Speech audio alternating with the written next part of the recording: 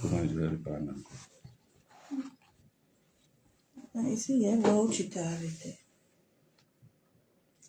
La connexion n'est pas bonne. Je ne sais pas si les directs là, tu as fait ça maintenant au secrétariat, mais ici, là, la connexion n'est pas trop bonne. Bien, je voulais m'excuser parce qu'on a ce problème de connexion. Donc, on était en train de... Je suis obligé de me reprendre encore. Nous disons comme ça que la marche chrétienne, après l'introduction et les notions de définition, la marche chrétienne, encore appelée la marche avec Dieu, loin d'être une fatalité, est une réalité objective quotidienne. En effet, la marche chrétienne, elle est engageante et d'une manière impliquante, c'est-à-dire elle a des responsabilités qu'on doit assumer au quotidien. Donc, c'est une marche de conscience avec toutes ses responsabilités du postulant. La chair, qui est notre personnalité quotidienne, qui est différente de l'objet dans la Bible qu'on appelle chair avec C-H-A-I-R-E, qui est différente aussi du muscle, qui est l'agneau dans lequel le Fils de Dieu est venu pour servir de l'agneau expiatoire, il est différent. Donc de ces trois sens, c'est le dernier qui est notre sujet d'étude sur ce jour. Donc nous disons comme ça que cette chair qui est notre personnalité, voyez, corrompue, héritée d'Adam et Ève, alors continue de vivre tout en revendiquant toutes sortes d'exigences que nous appelons les manifestations de la chair. Selon Romains 8, le verset 5 à 9, nous étions en train de lire Galates, le chapitre 5, le verset 16, qui dit ceci, à partir du verset 16, il a dit ceci: je dis donc, marchez selon l'esprit. Ça, c'est le comportement. Marchez selon, c'est-à-dire le comportement. Marchez selon l'esprit et vous n'accomplirez pas les désirs de la chair. Il s'agit de la personnalité. Ce n'est pas la chair objet, ce n'est pas la chair muscle, organique, mais le caractère ici. Il dit, car la chair a des désirs contraires à ceux de l'esprit, et l'esprit en a de contraires à ceux de la chair. Ils sont opposés entre eux, afin que vous ne fassiez point ce que vous voudriez. Ouais. Si vous êtes conduit par l'esprit, vous n'êtes point sous la loi. Or, les œuvres de la chair sont manifestes. Ce sont l'impudicité, l'impureté, la dissolution, l'idolâtrie, la magie, l'inimitié, les querelles, les jalousies, les animosités, les disputes, les divisions, les sectes, l'envie, l'ivrognerie, les excès de table et les choses semblables. Je vous dis d'avance, comme je l'ai déjà dit, que ceux qui commettent de telles choses n'hériteront point le royaume de Dieu. Mais le fruit de l'esprit, c'est l'amour, la joie, la paix, la patience, la bonté, la bénignité, la fidélité, la douceur, la transparence. La loi n'est pas contre ces choses. Ceux qui sont à Jésus-Christ ont crucifié la chair avec ses passions et ses désirs. Si nous vivons par l'esprit, marchons aussi selon l'esprit. Donc il s'agit de cette chair qu'on appelle aujourd'hui le caractère, qui est le caractère qui identifie, par lequel l'homme est identifié à l'autre. Il est différent de l'autre. Nous sommes différents les uns les autres, pas par la taille forcément, pas par le teint forcément, pas par la race forcément, mais aussi nous sommes différents par le caractère, par le comportement. Et le travail que l'Église doit faire après l'évangélisation, c'est de travailler à la rééducation. À la rééducation, vous voyez, de ceux qui ont dit oui à Jésus, qui en réalité devaient être conscientisés pour dire qu'ils ont entamé un nouveau programme de marche, un nouveau programme de vie. Mais malheureusement, c'est ce que nous n'arrivons pas à réaliser en tant que des leaders. Nous ne savons pas que les leaders que nous sommes, nous devons nous comporter comme des éducateurs. Comme des éducateurs, c'est-à-dire des gens qui fabriquent le nouveau caractère, qui transforment le nouveau caractère. Mais comme souvent, alors, si je ne suis pas transformé, si mon caractère n'est pas transformé, je ne peux pas transformer, mon enseignement ne peut pas être un enseignement éducatif, correctif, et c'est l'un des problèmes que nous avons aujourd'hui. Donc, la chair, nous disons que, quelle que soit son ancienneté, la fréquentation de l'homme dans l'église, elle continue toujours à se manifester. Elle continue toujours à vivre. Elle continue toujours à revendiquer. Si rien n'est fait. Et c'est ce travail qui doit être fait qu'on appelle la crucifixion. C'est-à-dire le contrôle, un enseignement dispensé qui va permettre au nouvel homme, né de nouveau, de contrôler la chair, d'avoir un regard sur la chair et de la maîtriser. Hein, comme un peu on fait avec l'âne ou bien le cheval. On est obligé de mettre le mort sur la bouche du cheval ou bien de l'âne pour la contrôler. Sinon, il va soulever les pattes en arrière et puis va balancer son maître. Donc, cette chair-là, nous disons effectivement qu'elle ne meurt pas.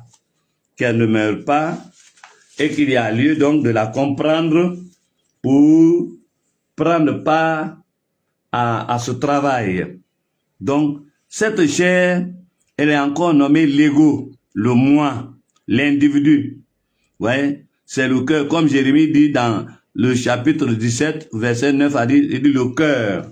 Je vais vous le lire. Il dit le cœur. Le cœur de l'homme est mauvais. Jérémie, le chapitre 19, Jérémie, le chapitre 17, voilà, le chapitre 17, à partir du verset 9 à 10, il est dit ceci, il est écrit, chapitre 17, voilà, 9 à 10.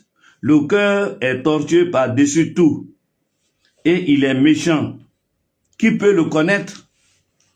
Verset 10. Moi, l'Éternel, j'éprouve le cœur, je sonde les reins pour rendre à chacun selon ses voies, selon le fruit de ses œuvres. Donc, il s'agit de ce cœur-là. C'est là que je parle de manifestation. Donc, la chair, comme elle ne meurt pas, elle vit, elle continue de vivre. Au-delà du titre qu'on peut avoir, prophète, apôtre, docteur, évangéliste, pasteur, diacre, etc., ancien, au-delà du titre et de la responsabilité qu'on peut assumer, évêque, archevêque, pape, patriarche, elle continue de vivre. Elle vit, elle va revendiquer. Elle va exiger certains honneurs, certains privilèges. Il faut donc connaître ces manifestations pour assumer ta responsabilité avec le Saint-Esprit. C'est là la Bible parle de marcher selon le Saint-Esprit. Le Saint-Esprit, il a deux vocations. Il y a la puissance et il y a le caractère. Il y a la puissance, on appelle les dons spirituels, ça c'est la manifestation de l'omnipotence, de l'omniprésence et de l'omniscience de Dieu. Mais il y a le caractère qu'on appelle le fruit de l'esprit. Comme nous l'avons vu dans le livre de Galates au chapitre 5, verset 20. Le fruit de l'esprit. Ça c'est le caractère. Il y en a 9 tranches. La puissance de Dieu, il y en a 9 dons. Donc les deux là, quand il n'y a pas l'équilibre, alors on devient charismaya. Parce que le diable aussi, il a la puissance. Il a aussi la puissance. Il fait les 9 dons aussi. Il donne ça aussi à ceux qui lui appartiennent. Donc, quand on ne se contente que de la puissance, on ne poursuit que la puissance, mais la puissance dans un vase sale. Vous voyez? L'or dans un vase sale. L'eau dans un vase impur. Ça ne nourrit pas. Donc, il est important d'en parler de ça. Alors, nous disons comme ça que quelles sont les principales manifestations de la chair alors? Autrement dit, comment elle se manifeste alors? Voulez-vous connaître comment la chair se manifeste? pour mieux vous aider vous-même, pour mieux vous découvrir. Vous voyez, cette étude est une étude psychologique, sociologique, vous voyez, elle est linguistique aussi, ça vous permet de vous découvrir sur le plan caractériel, moral. Donc, la première manifestation, nous disons qu'il y a 4 manifestations. Il y a 4 principales manifestations par lesquelles la chair continue de vivre. La première manifestation, c'est les serments. Le serment, vous voyez, c'est un engagement sacré. Le serment, c'est un engagement sacré. Le premier engagement sacré que l'homme prend, c'est quand il a accepté Jésus, il a écouté la bonne nouvelle, qu'on lui pose la question. Est-ce que tu acceptes le Seigneur Jésus-Christ comme Sauveur et Seigneur aujourd'hui? Donc la première réponse que nous disons, c'est oui. En fait, aujourd'hui, les évangéliques, ils ne lancent plus l'appel. Alors qu'en réalité, l'évangile, le choix de l'évangile, c'est un appel libre. C'est le premier serment, le oui là, c'est le premier serment. Mais aujourd'hui, les gens disent oui pour se débarrasser, pour plaire. Ils n'ont aucune conscience de la responsabilité. Moi, ma première rencontre, quand j'ai écouté l'évangile, on m'a demandé qui sont ceux qui sont là pour la première fois. J'ai levé la main. La deuxième question, on m'a demandé qui veut accepter le Seigneur Jésus-Christ comme Sauveur et Seigneur. J'ai levé la main. Ça, c'est le premier serment.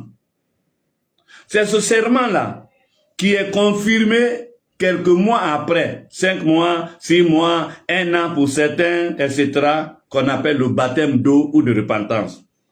Le baptême d'eau ou de repentance est la confirmation finale de mon engagement, de ma décision prise. Donc le baptême est la décision finale. Donc c'est pourquoi, à l'entrée dans l'eau, on va me poser la même question. Est-ce que tu acceptes le Seigneur Jésus-Christ aujourd'hui comme Sauveur et Seigneur? Je réponds oui. Et alors, le bâtisseur, il va dire, sur la foi, sur ta parole, sur ton oui que tu as déclaré, sur la base de ce que tu as déclaré, de ton oui là, alors aujourd'hui, je te baptise au nom du Père, du Fils et du Saint-Esprit. Donc, ça fait le deuxième serment. Vous voyez? Le jour que tu te maries, à la mairie là-bas aussi, on te pose la même question. Monsieur, accepterez-vous de prendre mademoiselle Y comme épouse pour la vie, pour le bonheur comme pour le malheur? Oui. Et puis on s'en va chez la femme aussi. C'est un serment sacré. Lorsque vous vous engagez pour le service de Dieu, que vous fassiez une formation, qu'elle soit longue ou non, au terme de la formation, on va encore vous rappeler au serment. Vous allez prêter le serment. Oui. Ça, c'est le serment. Maintenant, quand on a fini de dire oui, la chair rentre en action après pour nous amener à ne pas honorer cet engagement. C'est pourquoi aujourd'hui, nos sociétés sont remplies de déloyaux. Nos sociétés sont remplies de gens qu'on appelle les ingrats. Des gens qu'on appelle les apatrides. Des gens qu'on appelle les traîtres. C'est-à-dire quoi? Ils ne sont pas conscients qu'ils ont prêté un serment sacré.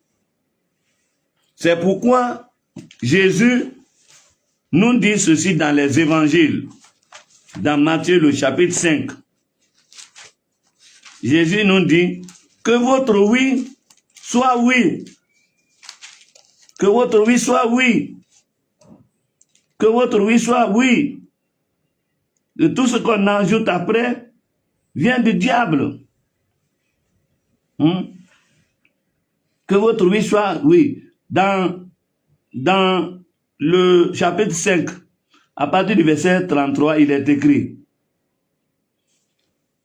vous avez encore appris qu'il a été dit aux anciens, tu ne te parjureras point, mais tu t'acquitteras envers le Seigneur de ce que tu as déclaré par serment. Mais moi, je vous dis de ne jurer aucunement, ni par le ciel, parce que c'est le trône de Dieu, ni par la terre, parce que c'est son marchepied, ni par Jérusalem, parce que c'est la ville du grand roi. Ne jurez pas non plus par la tête, car tu ne peux rendre blanc ou noir un seul cheveu. Que votre parole soit oui, oui, non, non. Ce qu'on y ajoute vient du malin. Donc aujourd'hui, c'est facile pour les uns de dire oui en face d'une circonstance parce qu'il veut satisfaire son besoin. Et puis après, il change de langage. Vous trouverez ce comportement chez les mondains, c'est normal parce qu'ils ne connaissent pas Dieu, mais ce comportement, vous le trouverez dans les assemblées chrétiennes. Des gens qui ont été baptisés, qui ont dit oui fort, qui ont fait fête et qui ont rétrogradé après. Ils ne savent pas qu'ils sont en danger, plus en danger qu'un païen qui n'a jamais dit oui à Dieu. Le païen n'a pris aucun engagement sacré. Mais quelqu'un qui a été baptisé et qui renonce, qui abandonne, il ne sait pas qu'il est en danger, qu'il y a une menace, qu'il y a la colère de Dieu qui est sur lui, il ne sait pas. Il est en danger. Et si tu m'écoutes, que tu en fais partie, tu es en danger si tu n'as pas réparé ça. C'est comme quelqu'un qui a dit oui pour un appel apostolique et qui après démissionne. Il ne sait pas qu'il est en danger. Tu vas continuer à servir. Mais au soir, il va te dire, ouvrier d'iniquité, je ne t'ai jamais connu. Retire-toi de moi. C'est comme quelqu'un qui a crié haut et fort à la mairie, oui, pour mademoiselle X, ou bien pour monsieur X. Et puis après, il divorce. Il l'abandonne. Non, elle est comme ça, elle est comme ça, elle est comme ça. Il ne sait pas que le reste de sa vie, il est en danger. Mais il ne va pas sentir le danger au présent. C'est le soir, quand le soir va arriver. C'est là qu'il sentira. Il sera en face du tourment. Quand le Seigneur lui dira que tu es unique.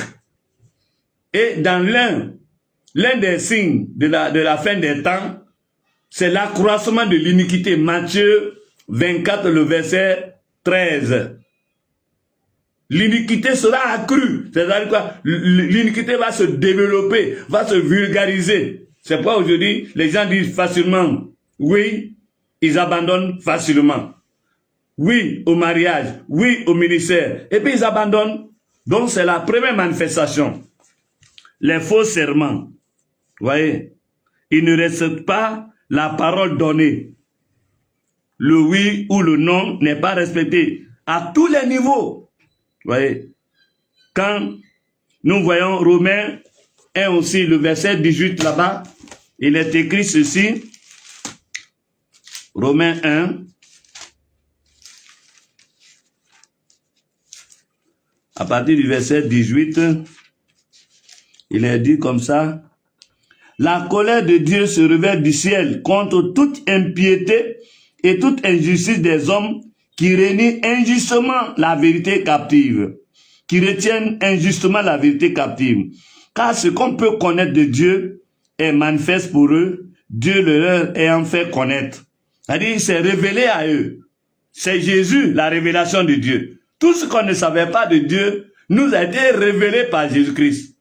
Mort et ressuscité. Donc, la parole de Dieu, c'est la révélation de ce Dieu qu'on ne connaît pas. Donc, le verset 20, en effet, les perfections invisibles de Dieu, sa puissance éternelle et sa divinité se voient comme à l'œil nu. Depuis la création du monde, quand on les considère dans ses œuvres, ils sont donc inexcusables. Puisque ayant connu Dieu, ils ne l'ont point glorifié comme Dieu et ne lui ont point rendu grâce, mais ils se sont égarés dans leurs pensées et leur cœur sans intelligence a été plongé dans les ténèbres. Se vantant d'être sages, ils sont devenus fous et ils ont changé la gloire du Dieu incorruptible en des images, en des objets, hein, en des objets, voilà, en des objets, l'homme corruptible, en des objets, en images représentant l'homme corruptible, les oiseaux, les quadrupèdes et les reptiles. C'est pourquoi Dieu les a livrés à l'impureté selon les convoitises de leur cœur, en sorte qu'ils déshonorent eux-mêmes leur propre corps, eux qui ont changé la vérité de Dieu en mensonge, et qui ont adoré et servi la créature au lieu du Créateur, qui est béni éternellement. C'est pourquoi Dieu les a livrés à des passions infâmes, car leurs femmes ont changé l'usage naturel en celui qui est contre nature, c'est-à-dire l'homosexualité, la bestialité. Et de même, les hommes, abandonnant l'usage naturel de la femme, se sont enflammés dans leurs désirs, les uns pour les autres, commettant homme avec homme des choses infâmes et recevant en eux-mêmes le salaire que mérite leur égarement. Comme ils ne se sont pas souciés de connaître Dieu, Dieu les a livrés à leur sens reprouvé pour commettre des choses indignes, étant remplis de toute espèce d'injustice, de méchanceté, de cupidité, de malice, plein d'envie, de meurtre, de querelle, de ruse, de malice, malignité. Rapporteurs, médisants, impies, arrogants, hautains, fanfarons, ingénieux au mal, rebelles à leurs parents, dépourvus d'intelligence, de loyauté, d'affection naturelle, de miséricorde, et bien qu'ils connaissent le jugement de Dieu, déclarant dignes de mort ceux qui commettent de telles choses, non seulement ils les font, mais ils les approuvent, ceux qui les font. Donc, ça c'est les faux serments. Les faux serments. Bien-aimés, prends garde à la chair. Prends garde à la chair. Deuxième manifestation de la chair, les mauvais sentiments. L'état de notre cœur, de notre conscience. Les sentiments, c'est l'état de notre conscience. C'est pourquoi on parle des bons sentiments comme les mauvais sentiments. C'est l'expression, vous voyez, de nos sentiments, de nos impressions, qui peuvent être bonnes ou mauvaises, violentes ou tempérées, agressives ou sincères ou hypocrites. Ça, c'est la deuxième manifestation de la chair, les mauvais sentiments, les mauvais sentiments. Vous voyez, quand nous lisons Genèse 4, l'histoire de Caïn avec son frère, Genèse 4, ouais, à partir du verset 3. Au bout de quelque temps, Caïn fit à l'Éternel une offrande des fruits de la terre, et Abel, de son côté, en fit une des premiers-nés de son troupeau et de leur graisse. L'Éternel porta un regard favorable sur Abel et sur son offrande, mais il ne porta pas un regard favorable sur Caïn et sur son offrande. Caïn fut très irrité et son visage fut abattu. Et l'Éternel dit à Caïn, pourquoi es-tu irrité? C'est-à-dire, il était fâché, il était en colère. La rivalité, la jalousie. Et pourquoi ton visage est-il abattu? Certainement, si tu agis bien, tu relèveras ton visage. Et si tu agis mal, le péché se couche à la porte et ses désirs se portent vers toi. Mais toi, domine sur lui. Cependant, Caïn adressa la parole à son frère Abel, mais comme ils étaient dans les champs, Caïn se jeta sur son frère Abel et le tua. Ça, c'est les mauvais sentiments. La manifestation de la chair. Ça, c'est la chair. Vous voyez, quand nous lisons Éphésiens 4. Là aussi. Éphésiens 4. Éphésiens 4.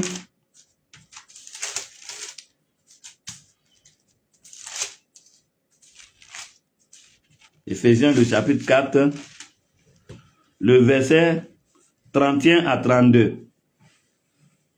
Éphésiens 4, que toute amertume, toute animosité, toute colère, toute clameur, toute calomnie et toute espèce de méchanceté disparaissent du milieu de vous. Soyez bons les uns envers les autres, compatissants, vous pardonnant réciproquement comme Dieu vous a pardonné. Donc ça, c'est les mauvais sentiments. Voyez, quand nous lisons Philippiens chapitre 2, Philippiens 2, le verset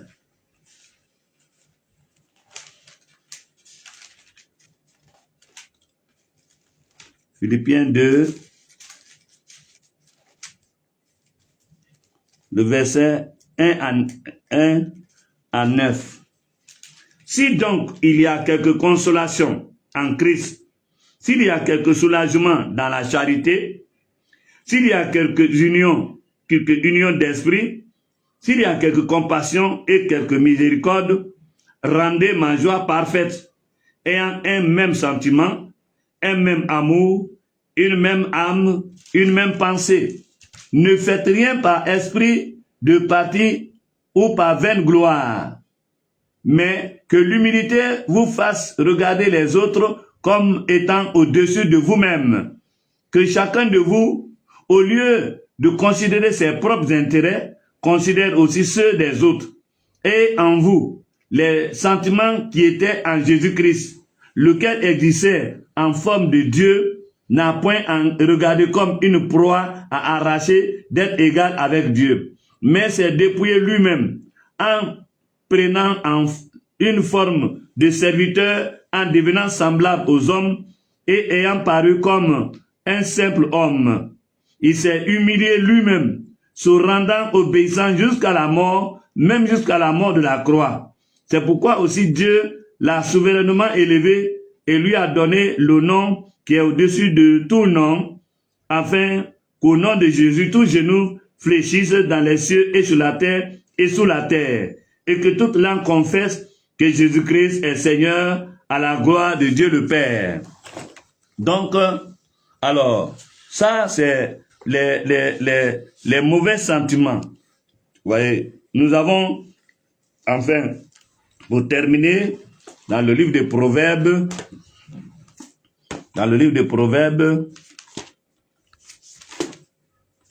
au chapitre 29, Proverbe 29, le verset 1, il est écrit, « Un homme qui mérite d'être repris et qui raidit le cou sera brisé subitement et sans remède. » Donc, ça, c'est la deuxième manifestation. Vous voyez, la chair n'a pas besoin de notre titre. Elle peut être explosive, elle peut exploser à tout moment. Et ça fait indigner les gens. Ouais. Vous en trouverez à longueur de journée. Des grands serviteurs de Dieu qui peuvent se saisir aux colères rapidement. On avait comme ça, quelqu'un comme ça, il se battait avec les ouvriers. Il menace, il insulte. Ouais. Il y en a qui maudissent facilement. Ouais. Qui sont cruels, insensibles, indifférents. Ouais. On me rendait le témoin de quelqu'un comme ça, qui allait présenter quelqu'un qui a répondu à l'appel de Dieu, et il dit aux gens, ne lui donnez pas l'argent, hein. Ne lui donnez pas à manger, hein. Mais comment tu peux parler comme ça? Quelqu'un qu'on t'a envoyé pour l'aider à apprendre le service. Il devient quoi? Ouais, ça c'est les mauvais sentiments. Tant qu'on regardera les hommes en face de nous, selon leur teint, selon leur visage, selon leur ethnie, selon leur race, mais c'est grave. Ça veut dire que nous, on ne connaît pas Dieu. Et aujourd'hui, c'est comme ça. Il y en a, la disponibilité qu'ils ont dépend de l'origine de l'autre. C'est ça qui envoie les problèmes de tribalisme, les problèmes de nationalisme, les problèmes de régionalisme, les problèmes de racisme. Ouais, les problèmes d'ethnocisme, c'est ça. Il dit qu'on ne doit pas trouver ça. Mais on trouve, c'est la chair qui fait ça. Parce que la chair, le contrôle de la chair, dépend de l'enseignement systématique de la parole de Dieu. Quelqu'un qu'on embellit tout le temps, qu'on embellit tout le temps, qu'on embellit tout le temps. On dit la gloire de Dieu, la gloire de Dieu, la gloire. Et puis on ne l'apprend pas, la vie de la croix. Mais il est séduit. C'est ça la manipulation. Troisième manifestation de la chair. Les mauvais désirs. Ouais. Le désir, il est différent du sentiment. Le désir, c'est la faim. C'est la faim. La soif. C'est ça qu'on appelle le désir. C'est une autre manifestation de la chair. Les mauvais désirs. Ouais. Donc c'est pourquoi on parle des désirs normaux, agréables à Dieu, mais des mauvais désirs. Voilà. Les mauvais désirs. Donc, ou encore des désirs impurs. Ouais. Quand nous prenons le témoignage de 2 Samuel, chapitre 13, le verset 1 à 13, le témoignage de Tamar, la petite sœur d'Absalom, avec son frère, le frère. Ça, c'est, je vais vous le lire. C'est dans 2 Samuel, l'histoire des 2 enfants de David. Ouais, 2 Samuel 13. Amon, voilà, la petite sœur d'Absalom, c'est Tamar, et Amon, son frère, son demi-frère, parce qu'ils ne sont pas de même mère. Mais Amon va convoiter, il va désirer sa sœur, Tamar. C'est sa sœur, c'est sa demi-sœur. Ils ont le même père, mais ils n'ont pas la même mère. Donc ils sont dans la même famille, là. Il va la désirer. Et puis c'est un de ses amis qui lui a donné ce conseil. Quand il a dit, ah vraiment, voilà ce que je pense. Il dit, mais c'est très simple. C'est très simple. Il faut faire un scénario, rends-toi malade, et tu demandes la permission au roi de laisser ta sœur Tamar venir s'occuper de toi, préparer pour toi. Et c'est ce qu'il a fait. Maintenant, quand la fille a fini de faire, il a dit aux gens, sortez. Et puis après, il veut coucher avec elle. La fille dit, non, faut pas faire comme ça. Si tu veux de moi, là, va voir le roi, il va pas refuser. Il va pas refuser. Il dit, non, tout ça, c'est trop long. C'est ça qui amène les viols, là. Mais quelqu'un même peut violer sa propre femme. Ou bien une femme peut violer son propre mari. Donc c'est comme ça, le méchant a violé Tamar. Il a déshonoré. Malgré tout ce que la fille a dit, il ne voulait rien entendre. C'est ça les désirs. C'est ça les désirs. Les mauvais désirs. Ouais. Mais est-ce que les femmes manquaient? Mais ce que la jeune fille là même lui avait dit là, s'il le respectait, le roi ne va pas refuser. Bon. Mais il a brutalisé la fille, il a violé. Et c'est devenu un problème conjugal. Parce que plus tard, Absalom va le tuer. Absalom va tuer Amon. Ouais. Nous avons aussi dans 1 Timothée 6, dans le livre de 1 Timothée 6,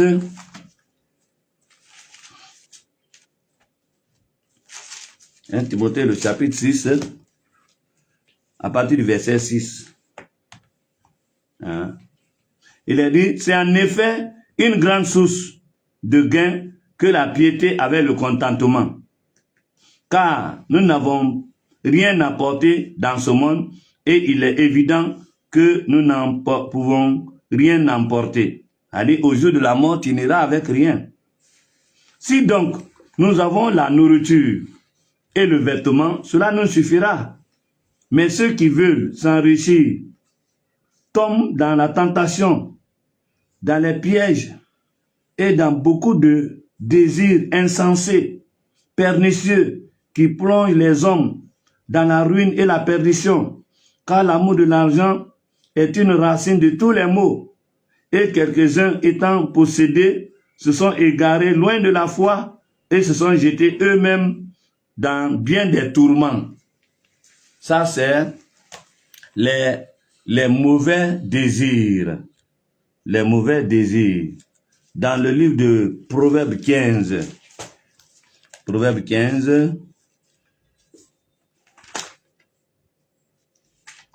Proverbe 15, le verset 27. Il est dit, celui qui est avide de gain trouble sa maison, mais celui qui est les présents vivra. Donc, les mauvais désirs, c'est l'avidité. C'est ça la cupidité. C'est ça la convoitise matérielle. L'amour de l'argent. L'argent est nécessaire. L'argent est utile. Mais l'argent aussi peut être dangereux dans la main de celui qui ne le connaît pas. C'est grave. Et on trouve aujourd'hui des avares, des cupides, des avides dans nos églises, des égoïstes. Rien pour les autres. Tout pour eux seuls. C'est ça qui fait la prolifération des églises là. Celui qui l'apprend, celui qui le précède là, alléluia, gloire à Dieu, qui fait la direction. Et puis le culte finit, le mois finit, il ne considère pas que lui c'est un homme aussi. Hein. C'est comme c'est un ange, donc il n'a pas besoin de manger, il n'a pas besoin de dormir. On ne se demande même pas comment il dort, comment il vit, on l'exploite. Mais 2 jours après, tu vas apprendre que lui aussi, il est devenu fondateur. Il va créer son œuvre. C'est grave. On est en danger. Parce que on n'est pas d'accord avec l'écriture. C'est-à-dire, on n'a pas le Saint-Esprit. La libéralité, c'est pas notre affaire. L'hospitalité, c'est pas notre affaire. L'accueil, c'est pas notre affaire. Donc, c'est la chair. Et enfin, la 4e manifestation de la chair, c'est les plaisirs. Les mauvais plaisirs. Il y en a donc des plaisirs sains, purs, et les mauvais plaisirs, les plaisirs coupables. Ouais, dans 1 Corinthiens, le chapitre 6. Dans 1 Corinthiens, le chapitre 6.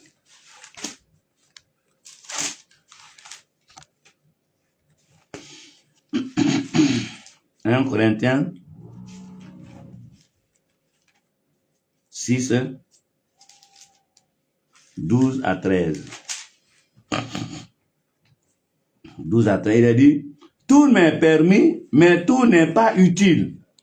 Tout m'est permis, mais je ne me laisserai asservir par quoi que ce soit. Les aliments sont pour le ventre, et le ventre pour les aliments, et Dieu détruira l'un comme l'autre. Mais le corps n'est pas pour l'impudicité, il est pour le Seigneur, et le Seigneur pour le corps. Et Dieu qui a ressuscité le Seigneur, nous ressuscitera aussi par sa puissance. » Vous voyez? Ça, c'est les désirs. Dans le livre de Éphésiens 5, le verset 3,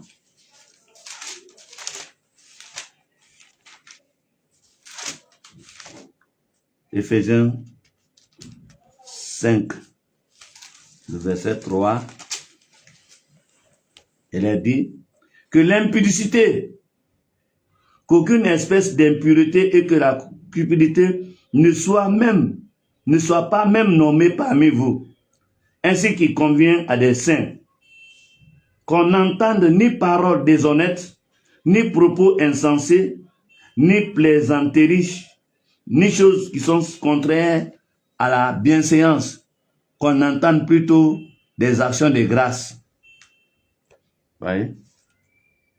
Dans le verset 18 de ce même chapitre, il est dit, « Ne vous enivrez pas de vin, c'est de la débauche.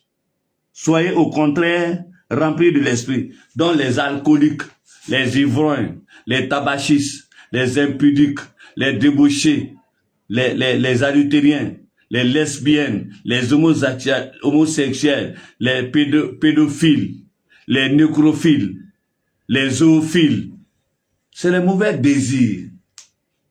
Les polygames, c'est les mauvais désirs. Les concubins, tu vis avec une femme des années, c'est les mauvais désirs. Tu es en danger. Parce que dès que la mort vient, tu es reçu dans l'enfer. Dans le livre de Habakkuk, dans Habakkuk,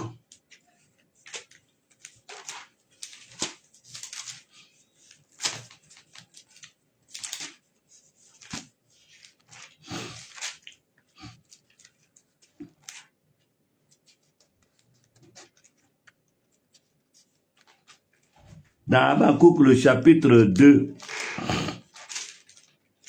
le verset 15 à 17, malheur à celui qui fait boire son prochain, à toi qui verse ton outre et qui l'énivre, afin de voir sa nudité, tu seras rassasié de honte, plus que de gloire. Bois aussi toi-même, et découvre-toi.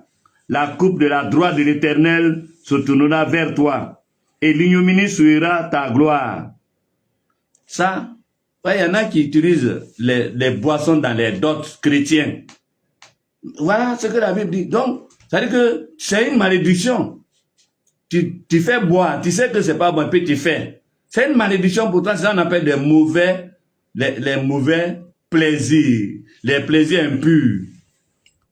Les gens qui imposent la boisson à un chrétien, ou bien des chrétiens qui imposent la boisson à leur cérémonie, qui trouvent qu'ils sont en train de faire honneur aux parents, à la tradition.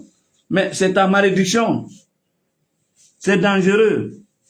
Dans le livre de Proverbes, le chapitre 25, également,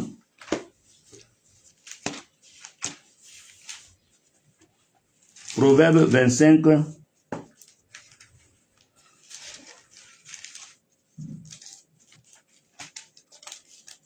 Proverbe 25, à partir du verset 17. Comme celui qui saisit un chien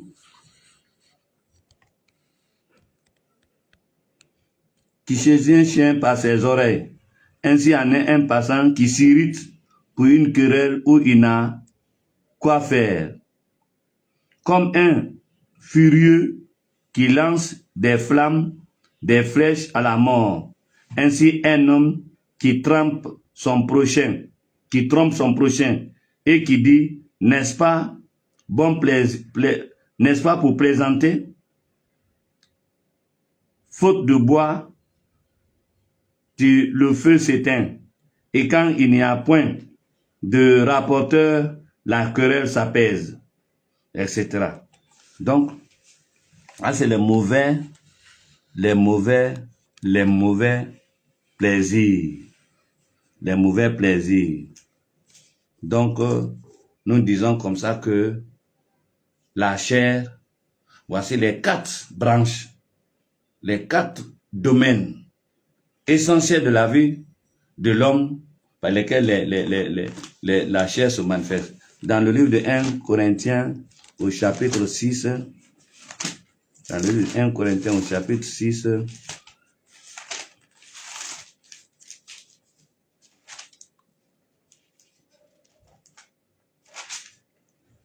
(1 Corinthiens 6).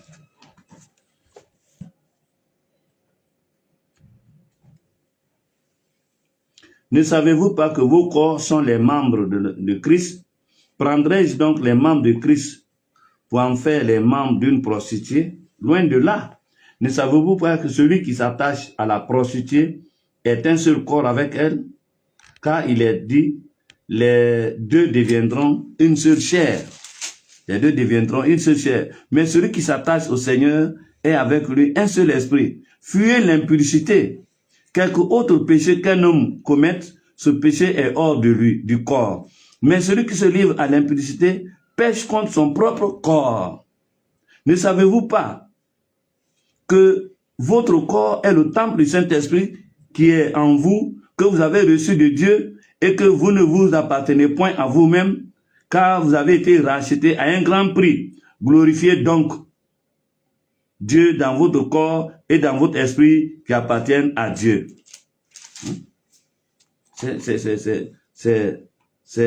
Disons quoi? Que c'est pas, la chair existe, elle ne meurt pas. Elle ne meurt pas. Le dernier texte est, ne savez-vous pas que les injustes n'hériteront point le royaume de Dieu? Ne vous y trompez pas, ni les impudiques, ni les idolâtres, ni les adultères, ni les efféminés, ni les infâmes, ni les voleurs, ni les cupides, ni les ivrognes, ni les outrageux, ni les ravisseurs n'hériteront le royaume de Dieu. Et c'est là ce que vous étiez, quelques-uns d'entre vous. Mais vous avez été lavés, mais vous avez été sanctifiés, mais vous avez été justifiés au nom du Seigneur Jésus-Christ et par l'Esprit de notre Dieu. C'est pourquoi nous devons vivre selon l'Esprit. Et cela, c'est à notre avantage. Donc, bien-aimés frères, bien-aimées sœurs, que le Seigneur vous bénisse. Vous voyez, cet enseignement que je suis en train de vous dispenser se trouve dans ce manuel. Il est très petit, mais c'est un grand cours académique que vous avez ici là. Ceux qui ont fait des études comme la sociologie, la psychologie, les linguistiques, ils se retrouveront dans ce manuel. Ça va encore les rendre opérationnels. Ça va leur permettre de se découvrir eux-mêmes d'abord, avant d'aider les autres. Parce que si vous vous découvrez, vous allez vous voir comme dans un vrai miroir. Alors vous allez voir, au nombre de ces 4 manifestations, comment la chair vous contrôle. Comment la chair vous conduit. Par exemple, quelqu'un qui est tout le temps impulsité. Ça veut dire quoi? C'est les mauvais plaisirs. L'impulsité est un mauvais plaisir. L'impulsité, c'est un plaisir dangereux.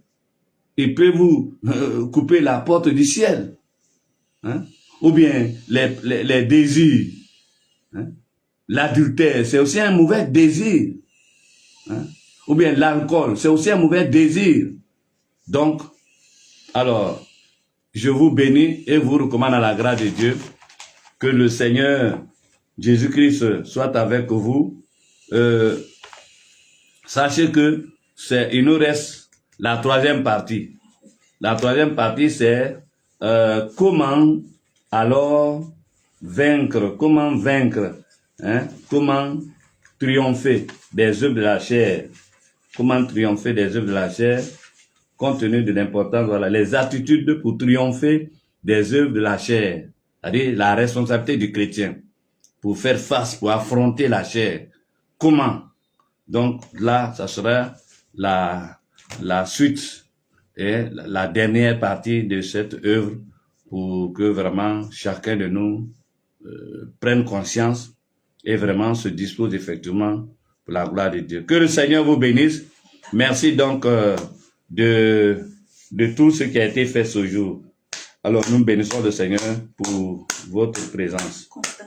Les contacts, comme d'habitude, mon contact c'est 07 48 90 82 71 07 48 90 82 71 et le contact de mon assistante en communication c'est le 07 07 64 92 01 07 07 64 92 01.